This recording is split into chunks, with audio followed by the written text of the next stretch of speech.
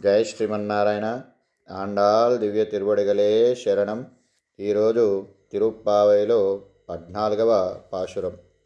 ఊంగల్ పులైక్కడే తోట్టొత్తు వావియుల్ షేంగుల్ నీరువాయ్ నెగిలిందు అంబలువాయ్ కుమ్మినగాను షేంగల్ పోడిక్కురై வெம்பல்தவத்தவரு தங்கள் திருக்கோயில் செங்கிடுவான் போகினாரு எங்களை முன்னம் எழுப்புவான் வாயு பேசும் நங்காய் எளிந்திராய் நானாதாய் நாவுடையாய் செங்கோடு செக்கரமேந்துமும் தடக்கையானு பங்கையா கண்ணனை పాడు ఏ లోరెంబావాయ్. జై శ్రీమన్నారాయణ. ఆండాళ్ దివ్య తిరువడిగలే శరణం. ఈరోజు మన ఆండాళ్ తల్లి ఒక్కొక్క గోపబాలికను లేపుతూ ఒక్కొక్క వేద రహస్యాన్ని మనకు తెలియజేస్తుంది. ఊహకు అందని సృష్టి రహస్యాలు ఋషుల ద్వారా వేదాలుగా మనకు లభించాయి. ఇవి ఇంద్రియాలకు అందనివి. ప్రత్యక్షం, అనుమానం, వేదం లేక శబ్ద లేక అపవాక్యం, ఈ మూడు మన ప్రమాణాలు. ఈ మూడు ఎట్లా వాడుకోవాలో చెప్పేవాళ్ళే మన ప్రామాణికులు. అనుమానం, ప్రత్యక్షంలో మనం పూర్తిగా దేన్ని గుర్తించలేం.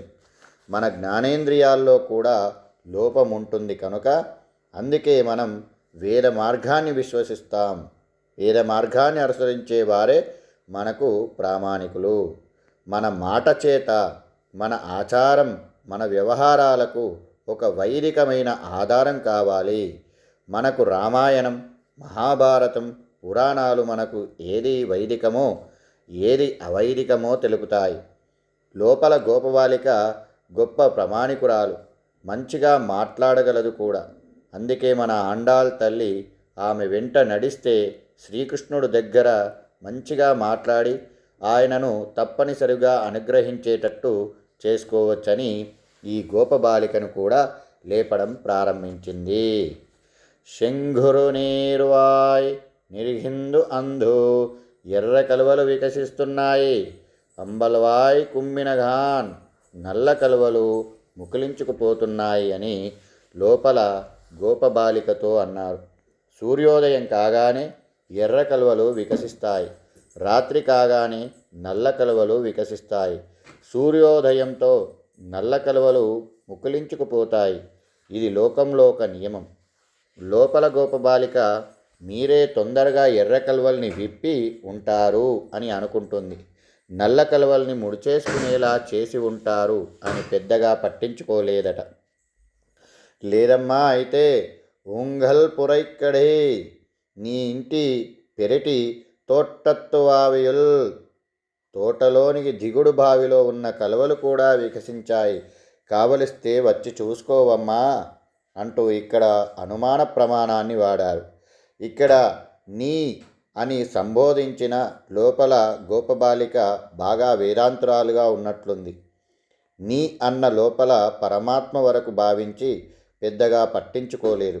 పైగా వీళ్ళొక మాట వ్యంగ్యంగా ప్రయోగించారు. ఏమిటంటే, లోపల తోటలో గోపబాలిక శ్రీకృష్ణుడి కోసం ఎదురుచూస్తుంటే వెనుక నుండి శ్రీకృష్ణుడు ఆమె కళ్ళు మూసినప్పటి సన్నివేశం ఊహించుకొని శ్రీకృష్ణుని కళ్ళు ఎర్ర కలువలతో పోల్చారు. గోపబాలిక కళ్ళను నల్ల కలువలతో పోల్చారు. పెద్దగా పట్టించుకోలేదు లోపలున్న గోపబాలిక. శంగల్పోడిక్కురే కాషాయం భరదురైన వెంబల్తవత్తవర్ తెల్లటి పలువరుసలు కలిగిన యోగులు తంగల్ తిరుక్కోయిల్ ఆరాధనకై తమ తమ పెరమాన్ల ఆలయానికి శంగిడువాన్ తాళాలు తెరవడానికి పోగిన్నార్ వెళ్తున్నారు. మేము ప్రత్యక్షంగా చూశాం అంటూ ప్రత్యక్ష ప్రమాణాన్ని వాడారు గోపికలు. తాళం తీయడం జ్ఞానముద్రలా ఉంటుంది. అందుకే ఇక్కడ ఆండాళ్ తల్లి లోపల గోపబాలికను పెద్ద జ్ఞానిగా భావించి తమను జ్ఞానం ప్రసాదించవమ్మా అంటూ చమత్కారంగా వర్ణించింది.